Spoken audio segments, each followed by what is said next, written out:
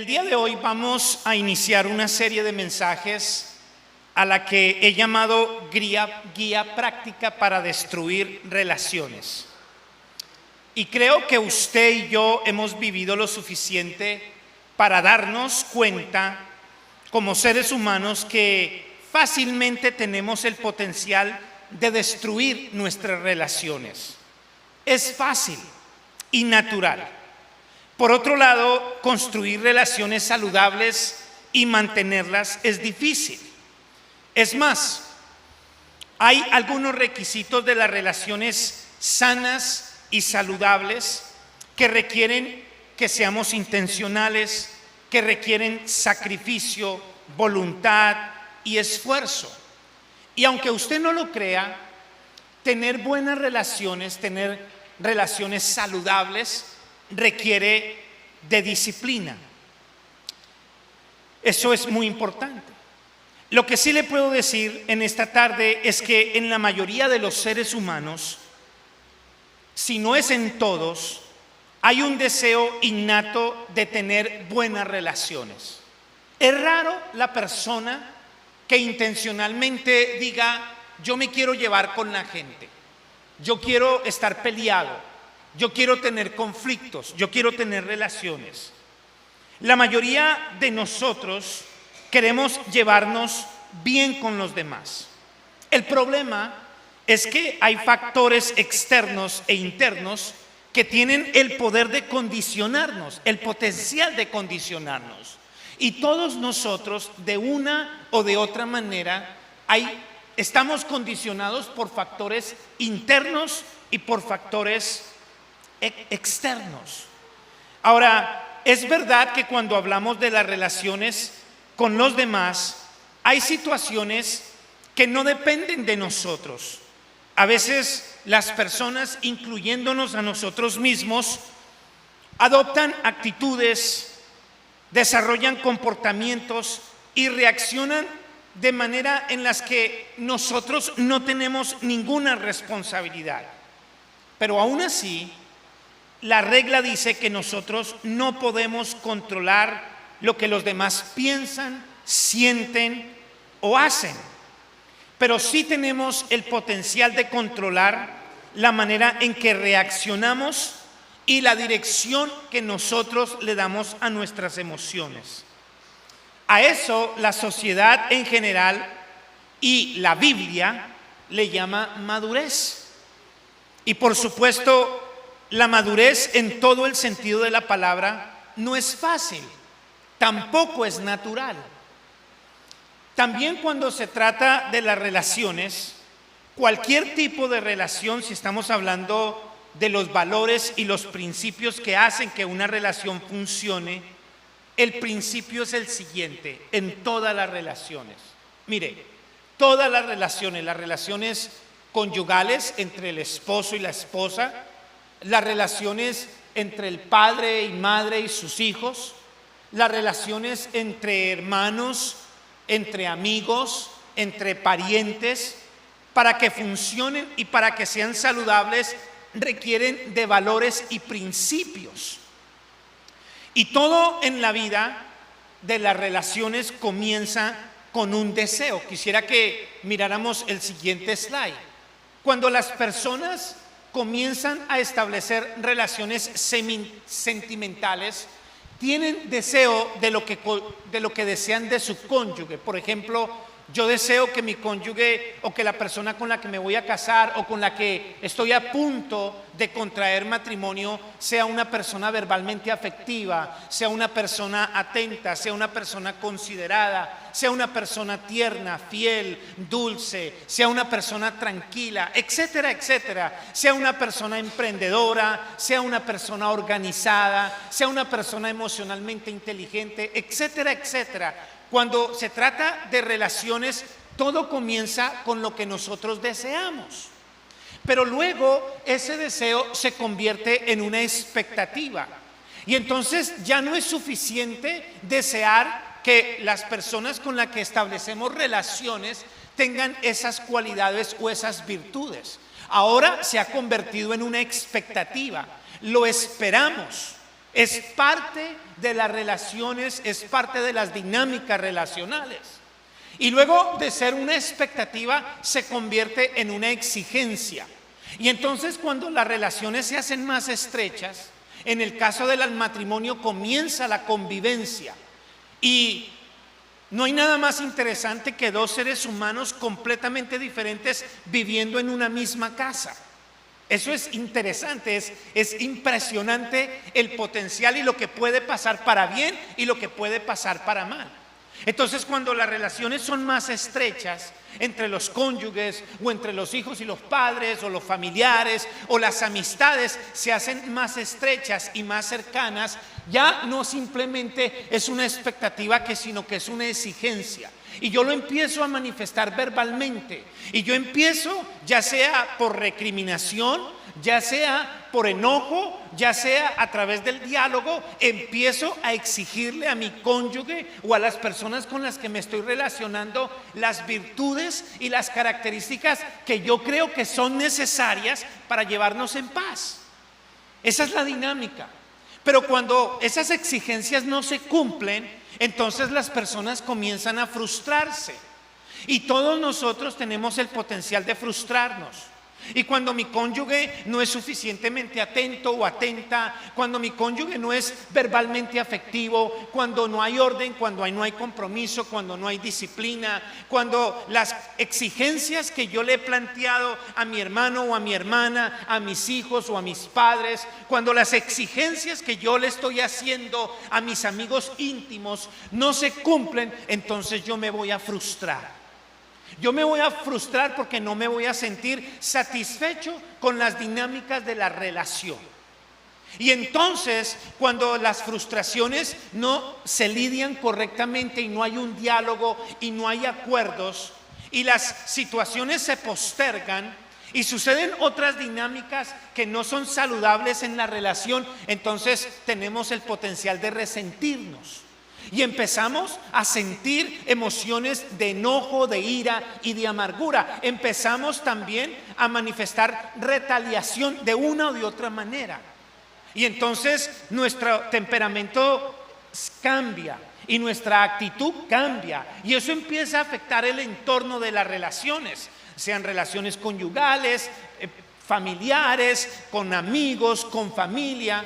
Porque cuando la frustración no mejora, entonces se transforma en resentimiento.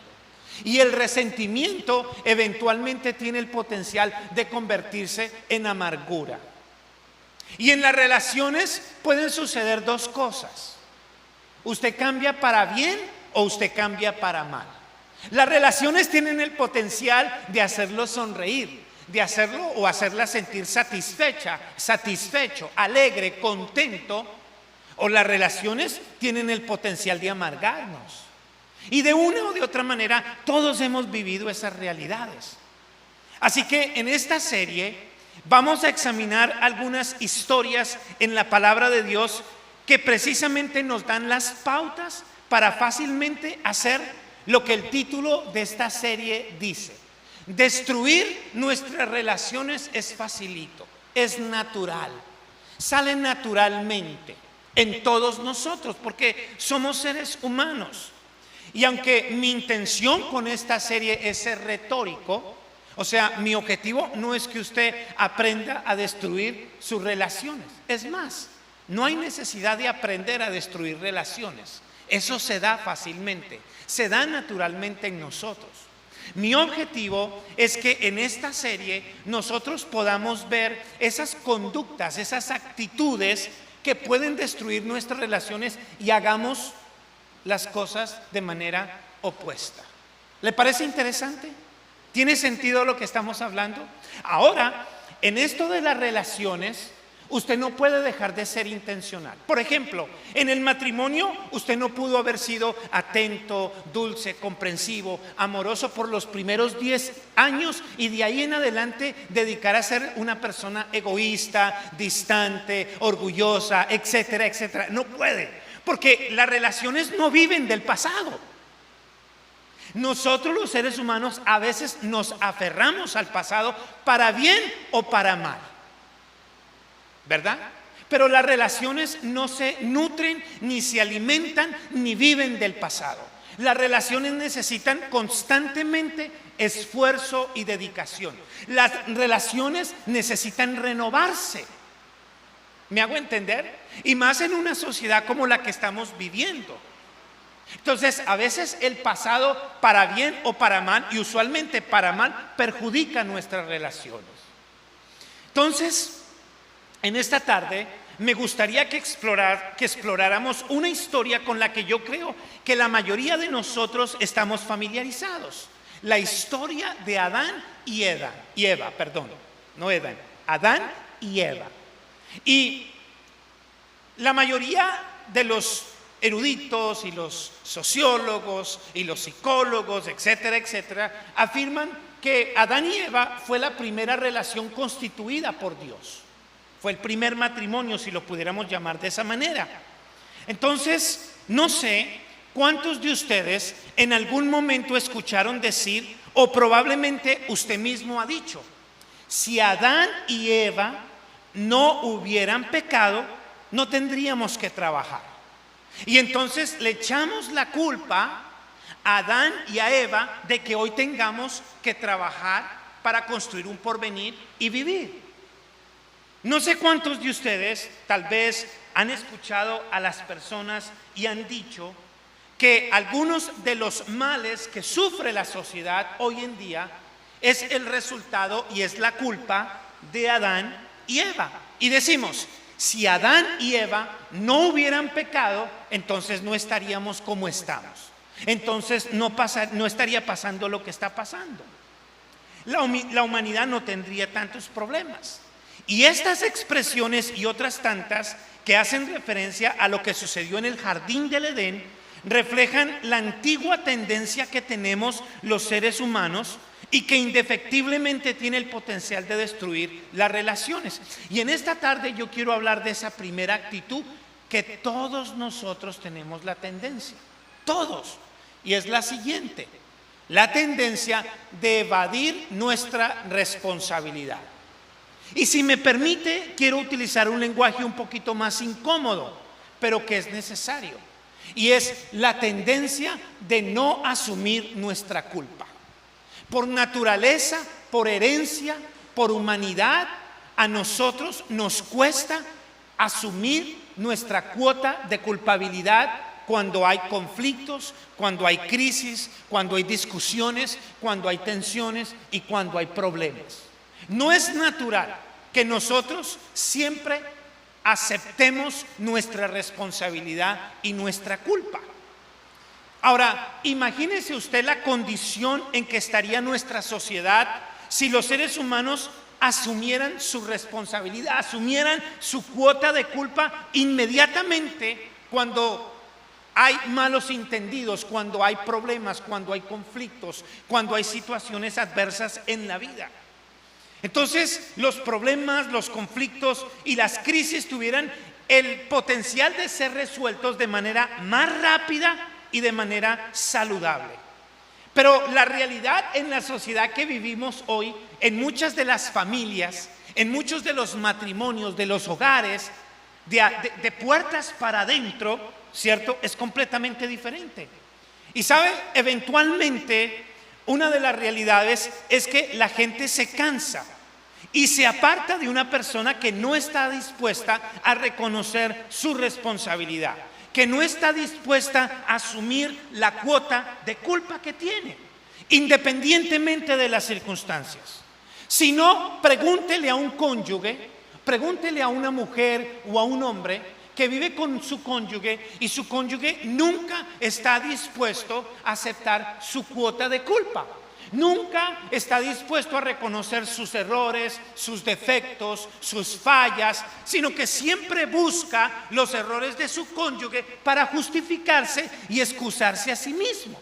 Pregúntele y verá que usted va a encontrar similitud a lo que le estoy diciendo.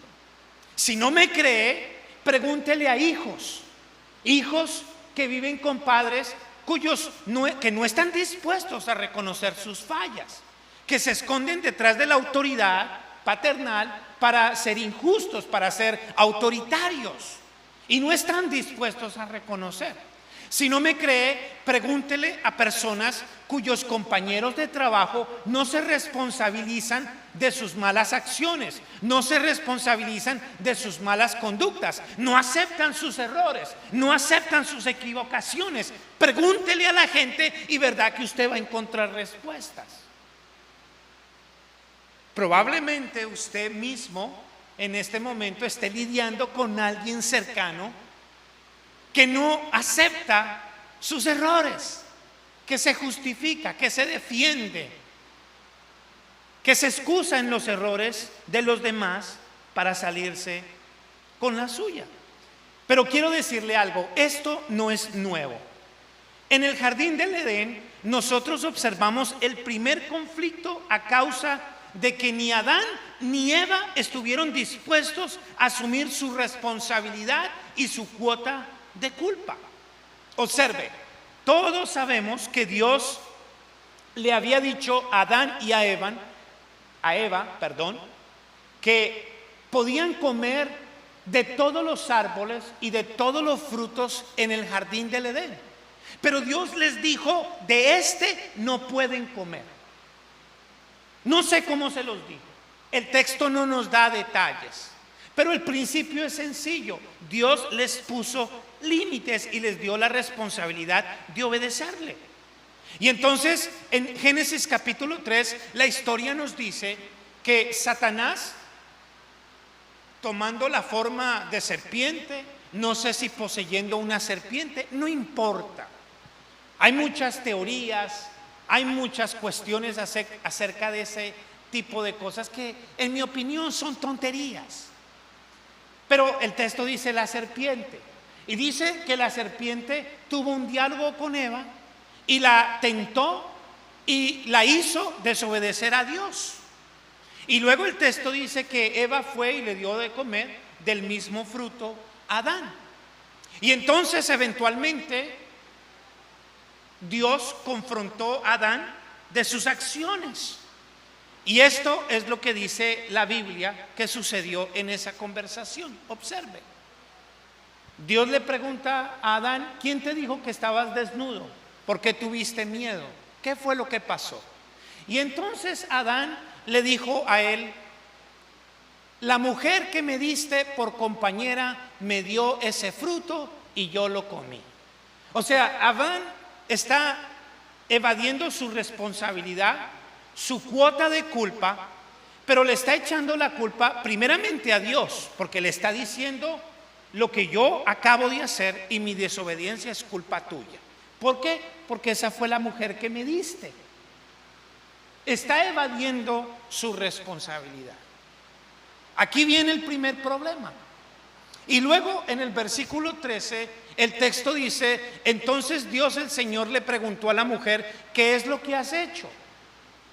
¿Sabía Dios lo que ya había sucedido? Claro que sí. Pero le está dando la oportunidad tanto a Adán como a Eva de que se rediman a través de la confesión y el arrepentimiento. Pero ellos no lo hicieron. Y entonces dice que la mujer le dijo, la serpiente me engañó y comí, contestó ella. Entonces Adán evade su responsabilidad y le echa la culpa a Dios y luego a Eva. Y Eva evade su responsabilidad y le echa la culpa al diablo. Y entonces hoy es común que muchos seguidores de Jesús le echen la culpa de todos sus males al diablo. Y toda la culpa la tienen los demonios, porque buscan evadir su responsabilidad.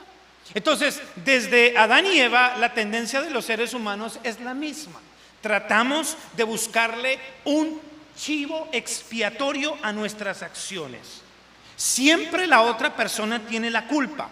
Me provocó, me dijo, hizo, no hizo. Siempre vamos a encontrar razones para tratar de justificar las actitudes que nosotros sabemos que no honran al Señor, que no le hacen bien a nuestra relación. Siempre vamos a decir, ella hizo, él hizo, ellos hicieron, ellos dijeron, no me hicieron esto, etcétera, etcétera.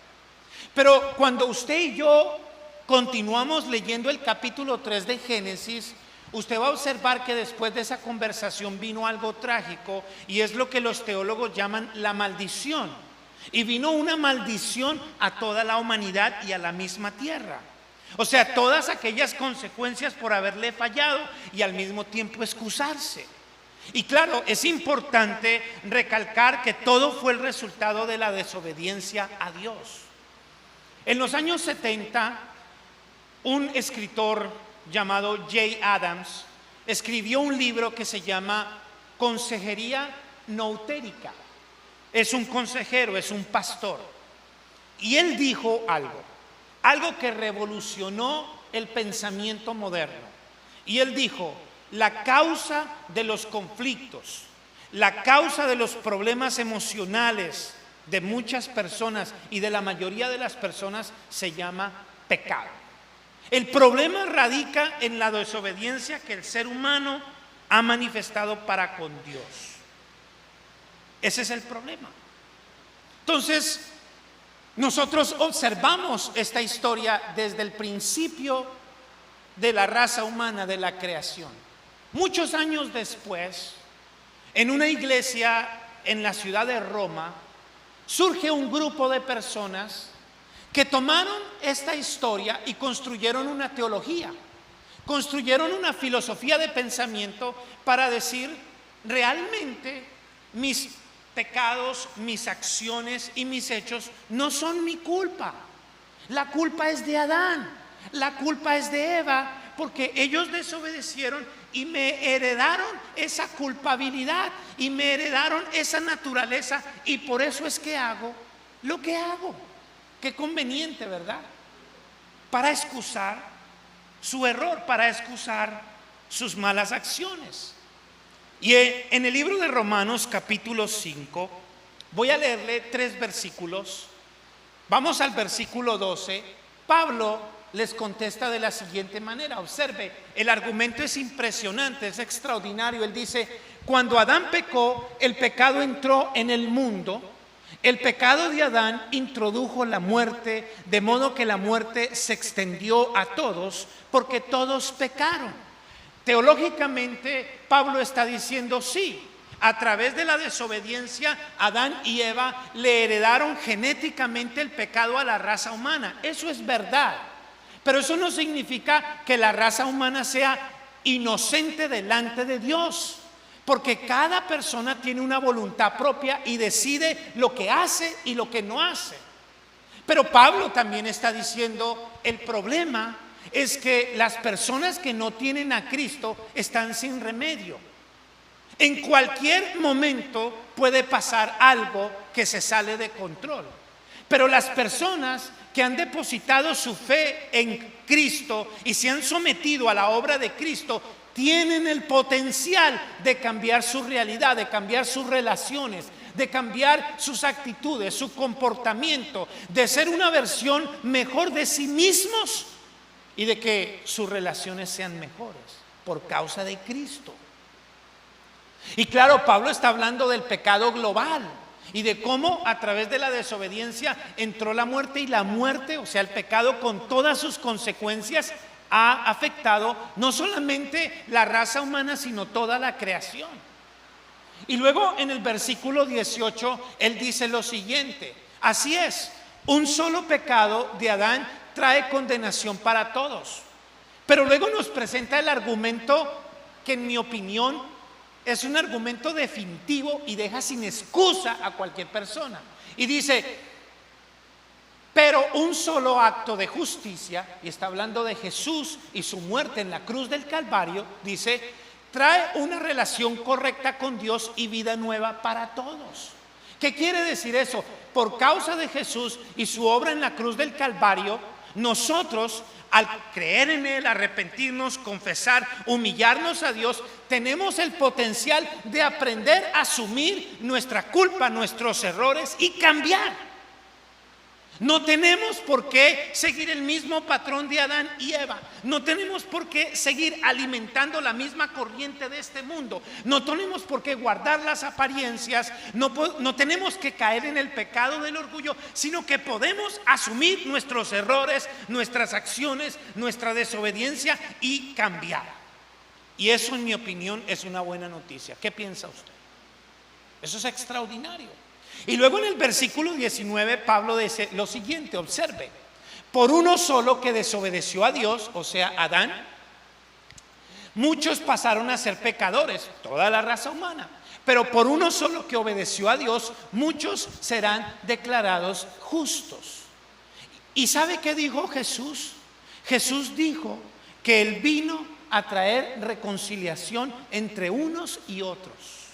Y esa reconciliación se logra a través de lo que la Biblia llama confesión y arrepentimiento. Eso es todo. Eso es impresionante. Entonces, estos versículos de Romanos, en el cual Pablo aborda la situación del Edén, nos presentan verdades importantes que afectan para bien o para mal todas las relaciones de pareja, las relaciones entre padres e hijos, las relaciones entre hermanos, entre cuñados, entre primos, entre abuelos y primos, entre amigos, entre hermanos, entre colaboradores, etcétera, etcétera. Primero, lo que sucede en las relaciones interpersonales de la gente es el reflejo de cómo está la relación de las personas con Dios. Usted y yo no podemos dar lo que no tenemos. Hay un error en la cultura. La cultura piensa que entre más sabemos, más podemos dar. Y eso es mentira. Un seminario no nos cambia. Un libro no nos cambia.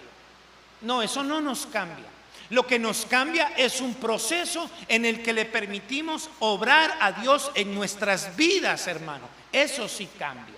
Entonces, la gente da lo que tiene, lo que le ha permitido a Dios hacer en su corazón. Y por eso es que la Biblia es tan clara. Si no tenemos a Dios, es imposible promover la reconciliación, el perdón y las relaciones saludables.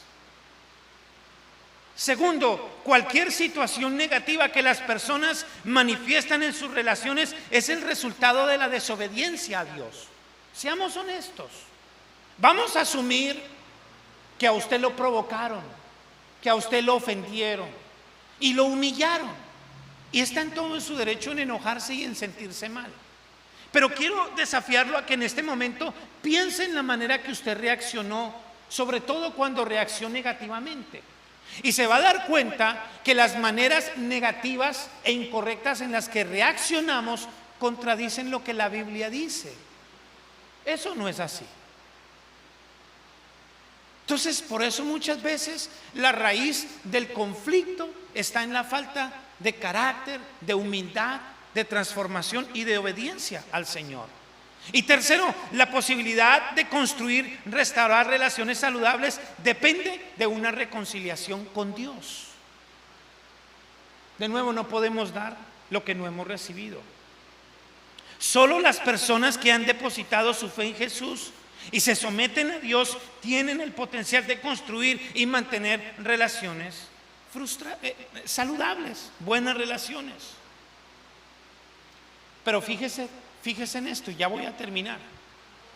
Nuestra relación personal con Jesús es la que nos da la capacidad y la habilidad, la humildad necesaria para asumir nuestra responsabilidad, nuestra cuota de culpa en los momentos que nuestras relaciones lo requieren. Él es el que nos da, porque hay momentos que el ego nos gana, hermano. Hay momentos que el orgullo es más fuerte que nosotros. Hay momentos en que los patrones incorrectos de comunicación, las conductas negativas que aprendimos en el hogar y con la familia nos ganan y son más fuertes que nosotros, y se necesita la obra del Espíritu Santo y se necesita la obra de Cristo para doblar y humillarnos y decir: sí, yo me equivoqué, yo hice mal, perdóname, punto. Sin excusas, sin vueltas. Y a veces nos cuesta, a veces a mí me cuesta. Yo tengo que ser sincero, la humildad no es una virtud que naturalmente sale de mí. No. Yo, honestamente, hay personas humildes que me da ira con ellos porque son muy humildes. Y yo digo, yo quisiera ser así de humilde, pero no es natural en mí. No soy la persona mansa que quisiera ser. Yo he conocido personas que son nobles, que por naturaleza son, y son tan nobles que me irritan, ¿verdad? Pero eso es lo que Jesús nos dice y nos llama a hacer. Y sabe, esto que Pablo dice que por causa de la consecuencia global del pecado, a veces cuando tenemos que lidiar con injusticia, a veces cuando nosotros no somos los causantes, cuando nosotros somos los agredidos, antes de reaccionar y dejarnos arrastrar, debemos pensar un poquito y reconocer que la condición de las personas es el reflejo de cómo están ellos con Dios. Cristianos y no cristianos. Porque mi hermano, no vamos a negar que podemos estar sentados aquí y estar completamente alejados de Dios. No podemos dejar de reconocer la realidad de que podemos estar aquí escuchando un mensaje y nuestro estilo de vida y nuestros valores y nuestra filosofía reflejar algo completamente opuesto. No nos engañemos, seamos serios. Y entonces Jesús dice, hay momentos donde vamos a tener que lidiar con esa realidad y con esas injusticias. Y para no resentirnos, y para no amargarnos, y para no frustrarnos, aun cuando sentimos dolor, enojo, y poder lidiar con nuestras emociones correctamente, reconozcamos que hay comportamientos que es el reflejo y el resultado de cómo las personas están con Dios. El otro día, manejando en la carretera, vi una propaganda de un bufete de abogados que decía lo siguiente, observe, Livni. Solo porque lo hizo, no quiere decir que usted es culpable. Y no quiero denigrar y mucho menos demonizar la profesión de los abogados. Pero si hay una profesión que utiliza el tema de la culpa o la inocencia, son los abogados. Porque hay abogados que saben que su cliente es culpable, pero tienen que convencer a un jurado y a una sociedad de que son inocentes. O de que si lo que hizo, lo hizo porque otros lo manipularon, lo engañaron y lo llevaron a actuar de esa manera. Y también hay abogados que no están seguros que las personas que están acusando son culpables, pero tienen que convencer al juez y al jurado que es culpable y usan la culpa. Y a veces nosotros usamos también la culpa. Entonces, este eslogan es conveniente porque puedo justificarme de un sinnúmero de ocasiones donde lo que hice o dije no fue mi culpa, sino fácilmente puedo responsabilizar a los demás. Ahora, ¿dónde está el problema de no aceptar nuestros errores? ¿Dónde está el problema de no asumir nuestra cuota de culpa? El problema es que cuando nosotros le echamos la culpa a los demás, en lugar de asumir nuestra responsabilidad, entonces lo que pasa es que no hay cambio en nuestras vidas. Nuestro orgullo queda intacto, sigo siendo inmaduro y las áreas de mi vida en las que necesito mejorar no crecen, porque siempre hay una persona a la que yo le puedo echar la culpa. Y entonces, siempre y cuando haya alguien a quien yo le pueda echar la culpa, no voy a tener que cambiar. El punto es que cuando yo señalo a otra persona y le echo la culpa de las situaciones, dejo de crecer. Y en ese mismo instante caigo en el error de creer que la otra persona es la única que tiene que cambiar. Y entonces, al pasar el tiempo y observar que las cosas siguen igual, mi reacción va a ser dejar la persona, dejar a mi cónyuge, romper el matrimonio, dejar la familia, dejar la iglesia, porque el problema son ellos, el problema no soy yo. Y entonces salimos y comenzamos nuevas relaciones y nuevos matrimonios y vamos a nuevas iglesias. Y al principio todo es ideal. Pero cuando las relaciones empiezan a exigir cambio de parte de nosotros, volvemos a repetir el mismo ciclo. Las mismas actitudes, las mismas conversaciones, las mismas murmuraciones, los mismos juicios. Porque en el fondo el problema no son los demás. El problema soy yo, el problema lo tengo yo. Hay una historia extraordinaria en la Biblia. Jesús ni siquiera tuvo que señalar a Zaqueo. Lo único que Jesús le dijo a Zaqueo es: la salvación ha llegado a tu casa. Y cuando Zaqueo ve a Jesús, le dice: yo he sido un ladrón. Y ¿sabes qué? Al que le he robado le voy a devolver 4 veces lo que le he quitado. No evade su responsabilidad, no le echa la culpa al gobierno, no le echa la culpa al sistema. Asumió, confesó y se arrepintió. Quiero compartirle este versículo antes de darle 3 pautas y terminar en esta tarde. Mire lo que dice el libro de Proverbios 28:13. Y por eso creo que usted y yo necesitamos aprender a asumir nuestra responsabilidad. Porque el texto dice: los que encubren sus pecados no prosperarán. Pero si los confiesan y los abandonan, recibirán ¿qué? Misericordia. Entonces, no podemos tener matrimonios felices. No podemos tener familias felices. No podemos tener buenas relaciones interpersonales con nuestros amigos, en la iglesia. No podemos pretender tener armonía con los hijos y los padres si nos empeñamos en seguir justificando y excusando nuestra responsabilidad. No podemos pretender vivir una vida feliz haciendo lo incorrecto. ¿Tiene o no tiene sentido? Y tarde que temprano, el no aceptar los errores nos pasa la factura. Nos pasa la factura con Dios y nos pasa la factura con los demás. Destruye las relaciones. Entonces, si usted es feliz destruyendo sus relaciones, se deleita y se siente satisfecho, excúsese, justifíquese, échele la culpa a los demás de sus comportamientos, actitudes incorrectas.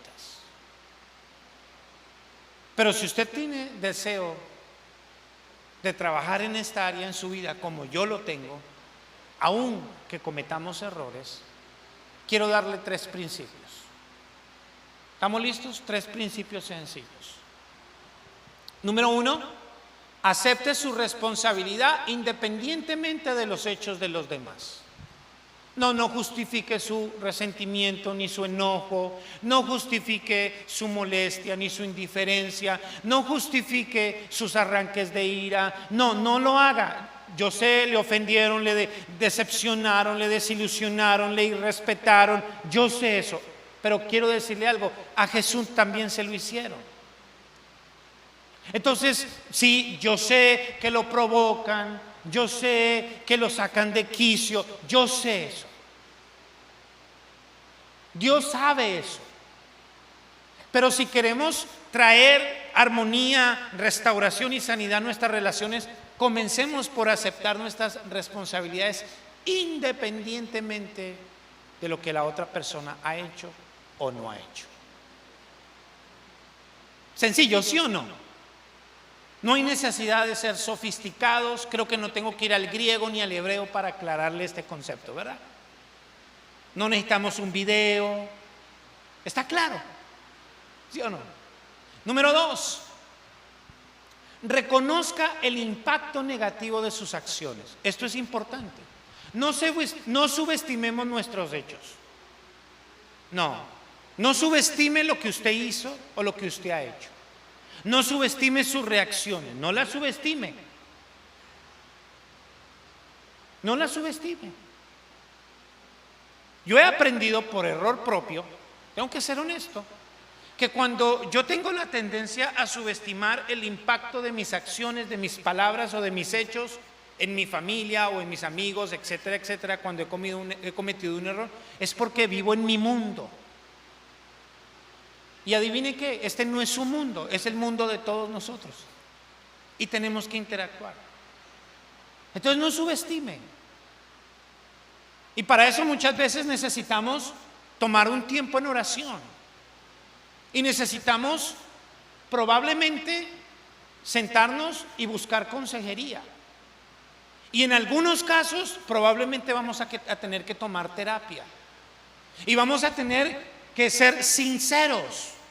Porque probablemente nosotros nos hemos endurecido de tal manera y nos hemos confundido que no estamos viendo y no estamos al tanto del impacto negativo de nuestras palabras, de nuestras reacciones y de nuestras actitudes. Y vivimos en un mundo donde fácilmente nos acostumbramos a convivir con el error y a tolerar el error y a vivirlo. ¿Tiene sentido lo que estoy diciendo? Y probablemente usted va a tener que tomar esas medidas, va a tener que buscar la ayuda de alguien, va a tener que orar, va a tener que entrar en un proceso. Porque usted sabe que ya lleva muchos años en lo mismo y lo que usted ha hecho no le está funcionando. Y siempre es excusa. Y siempre los demás tienen la culpa. Y siempre fueron los otros y no usted. Todos los demás son malos. Usted es el único bueno o buena. Y número 3, y con esto terminamos. Si Einer nos acompaña, por favor. Sea radical con aquello que usted sabe que no puede ni debe repetirse. Cuando los matrimonios han entrado en crisis, cuando las relaciones familiares han entrado en crisis, cuando las amistades profundas han entrado en crisis y de alguna manera alguien ha expresado lo que siente, es importante que nosotros identifiquemos aquellas cosas que ya no podemos repetir. ¿Sabe que en mi matrimonio, para yo poder superar ciertas cosas, he tenido y sigo luchando y trabajando en cosas que ya no puedo repetir, que ya no son tolerables? Porque cuando ya la gente no está dispuesta a tolerar algo de usted o de mí, y ya tomó la decisión, y usted y yo no respondemos, ¿sabe qué hace la gente? Se aparta. Se aparta. Y ahí viene la indiferencia, y ahí vienen otras cosas que no son correctas. Pero somos seres humanos. La buena noticia es que yo sé que todos aquí queremos tener buenas relaciones. ¿Es o no es así? Voy a hacerle una pregunta. No lo quiero incomodar. No tiene que decir nada, solamente tiene que levantar la mano si se anima. Si no quiere hacerlo, no lo haga. Tranquilo. Aquí hay libertad de expresión. ¿Cuántos de ustedes quieren tener buenas relaciones? Exacto. Yo quiero tener buenas relaciones. Amén. Todos queremos tener buenas relaciones. Oremos al Señor.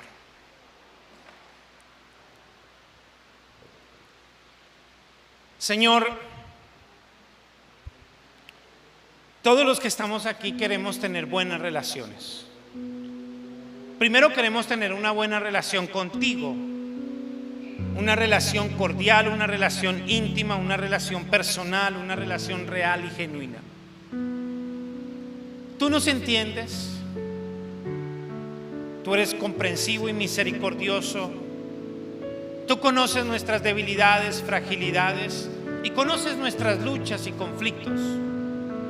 Tú conoces hasta qué punto el ego nos gana la batalla, el orgullo, la altivez, la arrogancia, la prepotencia. Tú conoces, porque la palabra ni siquiera ha salido de mi boca y tú ya conoces. Ya, yo no puedo esconderte nada. Y ninguno de los que estamos aquí podemos hacerlo y no queremos hacerlo. Señor, si en nuestra relación contigo estamos excusándonos, estamos escondiendo, estamos aparentando, ayúdanos a reconocer, a admitirlo, a confesarlo y a arrepentirnos. Pero en esta tarde queremos pedirte que nos ayudes, que tu Espíritu nos asista. No es fácil, es una tarea incómoda, pero necesitamos que tú nos ayudes a hacer evaluaciones y exámenes de conciencia.